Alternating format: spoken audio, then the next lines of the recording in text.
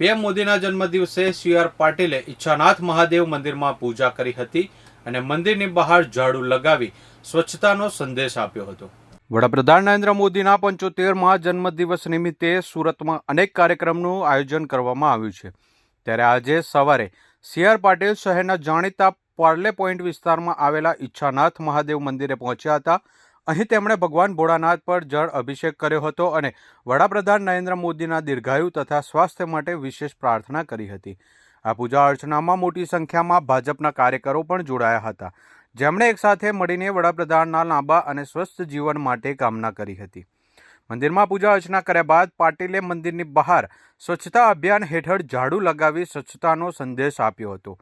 આ સમયે સ્વચ્છતા કર્મચારીઓ પણ હાજર રહ્યા હતા.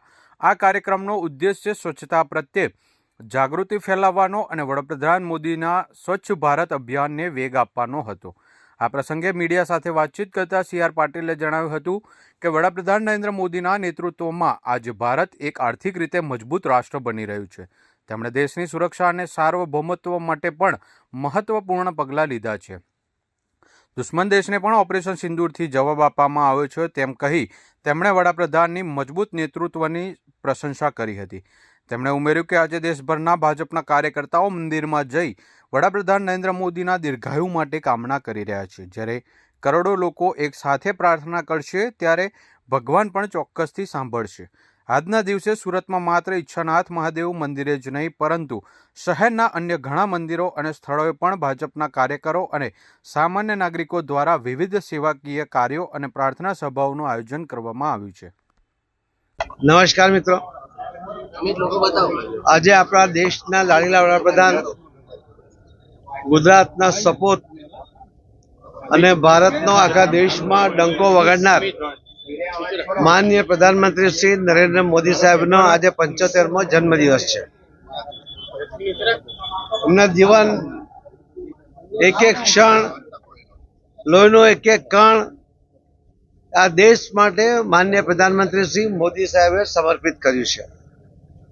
અને આ વાત ફક્ત એમણે શબ્દોમાં નથી કરી, પરંતુ એમણે એમના જીવનમાં, એમના કાર્યમાં એમણે સતત એને પ્રદર્શિત પણ કરી છે. અને એમણે કરેલા નિર્ણયો એના કારણે આખા દુનિયામાં ભારતની શાખ વધી છે. આજે એક ગરીબ ગણાતો ભારત દેશ આજે વિશ્વમાં આર્થિક ક્ષેત્રમાં 3જા નંબર પર આવવાની તૈયારીમાં છે. એમણે જે યુદ્ધ માટેના સાધનો 70% બહારથી લાવવા પડતા હતા, આયાત કરવા પડતા હતા, આજે આપણા દેશ પર બનેલા શસ્ત્રો એ વિદેશમાં નિકાસ કરતા થયા છે. સર્વાંગી વિકાસની વ્યાખ્યા એ માનનીય પ્રધાનમંત્રી શ્રી નરેન્દ્ર મોદી સાહેબે દેશ અને દુનિયાની સામે મૂકી છે. આ દેશમાં પણ મહિલા હોય, યુવા હોય, વૃદ્ધ હોય, વિશ્વકર્મા સમાજના લોકો હોય કે અન્ય કોઈ પણ સમાજના લોકો હોય, આ દરેક સેક્ટરના લોકો માટે, ખેડૂતો માટે અલગ અલગ યોજના બનાવીને એમનું જીવન સરળ બને એના માટેના સરળ સફળ પ્રયત્ન એ પણ માનનીય પ્રધાનમંત્રી શ્રી નરેન્દ્ર મોદી સાહેબે કર્યા છે. એમણે જનધન ખાતા ખોલાવીને એક વિશ્વ રેકોર્ડ તો કર્યો, પરંતુ જે બેંકો એક સામાન્ય માણસને બેંકમાં ઘૂસવા દેતી નહોતી, એકાઉન્ટ ખોલાવવાની તો બહુ દૂરની વાત હતી, આજે એ દરેક બેંકોની અંદર સામાન્ય વ્યક્તિના પણ એકાઉન્ટ છે. અને એની પાછળનો જે હેતુ હતો કે લોકોનું બેંક એકાઉન્ટ તો ખુલે, એમાં એ સેવિંગ પણ કરે, પરંતુ સરકારની યોજનાઓનો લાભ એમને ડાયરેક્ટ બેનિફિટ યોજના મુજબ એમને ટ્રાન્સફર થાય, ડીબીટી મુજબ એને ટ્રાન્સફર થાય, એના માટે કરોડો ખેડૂતો, કરોડો બહેનો એમને પણ આનો લાભ મળતો થયો છે. વચેટિયાઓ એમાંથી બહાર નીકળ્યા છે. કોઈ દલાલ એનું અસ્તિત્વ હવે ધરાવતો નથી. અને એ આપણે જોયું છે કે કોરોનાના સમયમાં પણ બહેનોને જ્યારે એમણે મદદ કરવાની હતી ત્યારે કોઈ અધિકારી અથવા તો જે લાભાર્થી પોતે કલેક્ટર કચેરી કે મામલતદાર કચેરી પહોંચી શકે એવી સ્થિતિમાં નહોતા, ત્યારે પણ એમને ડીબીટી મુજબ એમના જનધન ખાતામાં સીધા પૈસા બહેનોને એમણે આપ્યા. અને કોરોના જેવા મુશ્કેલીના સમયમાં પણ મોદી સાહેબે એક રાહત આપી છે. પહેલગામ જેવા બનાવ બન્યા અને ત્યારે એને જવાબ આપવો જોઈએ એવી જે દેશના લોકોની ઈચ્છા હતી, એનું પણ એમણે સફળતાપૂર્વક લોકોની ઈચ્છા પૂર્ણ કરી છે. આજે વિશ્વને એમણે બતાવી આપ્યું છે કે ભારત હવે નબળો દેશ નથી. ભારત એક મજબૂત દેશ છે અને દુશ્મનોના ઘરમાં જઈને એને જવાબ આપી શકે એવી ક્ષમતા પણ ધરાવે છે.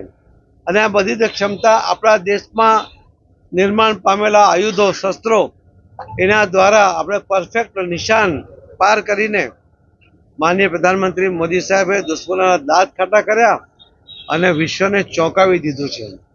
આપણે જોઈએ છીએ કે દરેક જ્યારે કોઈ પણ મુસીબત આપણી સામે આવીને ઊભો હોય, પૂર હોય, પ્લેગ હોય, કોઈ કુદરતી આફત હોય, ધરતીકંપ હોય, કોઈ પણ વખતે માનનીય પ્રધાનમંત્રી શ્રી નરેન્દ્ર મોદી સાહેબ ખડક બનીને સામે ઉભા રહેતા હોય છે અને એના દ્વારા લોકોની જરૂરિયાતોને પૂર્ણ કરતા હોય છે.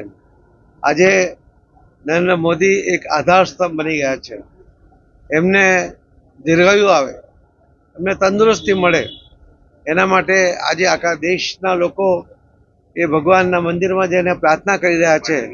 આજે સુરત શહેર એકમ પણ અને ગુજરાતમાં પણ દરેક જગ્યાએ કાર્યકર્તાઓ માનનીય પ્રધાનમંત્રી શ્રી નરેન્દ્ર મોદી સાહેબના દીર્ઘાયુ માટે અને તંદુરસ્તી માટે પ્રાર્થના કરી રહ્યા છે. આટલા બધા કરોડો લોકોનો જે અપેક્ષા એ ભગવાન પણ પૂર્ણ કરશે જ એવી અમને શ્રદ્ધા છે. ધન્યવાદ.